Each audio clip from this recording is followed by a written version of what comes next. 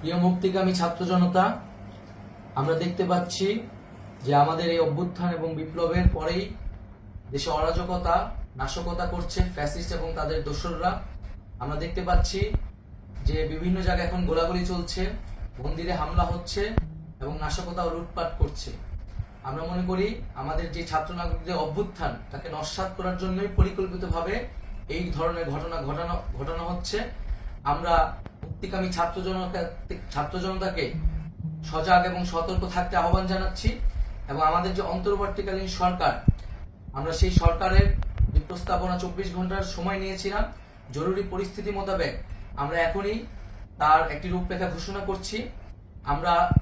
আমরা সিদ্ধান্ত নিয়েছি যে সর্বজন গ্রহণযোগ্য আন্তর্জাতিক খ্যাতিসম্পন্ন নোবেল পুরস্কার বিজয়ী ডক্টর মোহাম্মদ ইউনূসকে প্রধান উপদেষ্টা করে অন্তর্বর্তীকালীন সরকার গঠন করা হবে এবং ডক্টর মোহাম্মদ ইউনূসের সাথেও আমাদের কথা হয়েছে।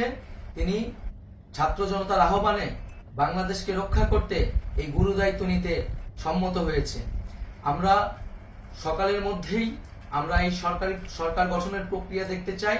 রাষ্ট্রপতির কাছে আহ্বান থাকবে যে দ্রুত সময়ের মধ্যে ডক্টর মোহাম্মদ ইউনূসকে প্রধান উপদেষ্টা করে অন্তর্বর্তীকালীন সরকার গঠন করা হোক এবং এই অন্তর্বর্তীকালীন সরকারের বাকি সদস্যদের নামও আমরা সকালের মধ্যে ঘোষণা করব।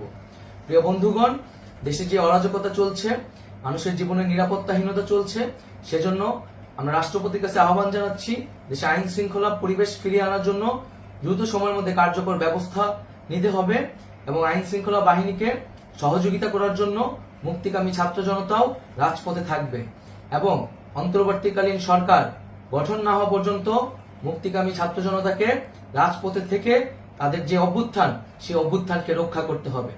প্রিয় বন্ধুগণ, আমরা রক্ত দিয়েছি, শহীদ হয়েছি।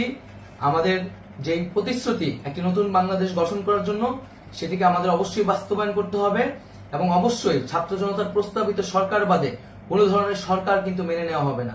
আমরা বলেছি কোনো ধরনের সেনা শাসিত সরকার অথবা সেনা সমর্থিত সরকার অথবা এই ফ্যাসিস্টদের দোসরদের কোনো বি টিম সরকার কিন্তু আমরা মেনে নেব না। কোনো গণবিরোধী সরকারকে মেনে নেওয়া হবে না।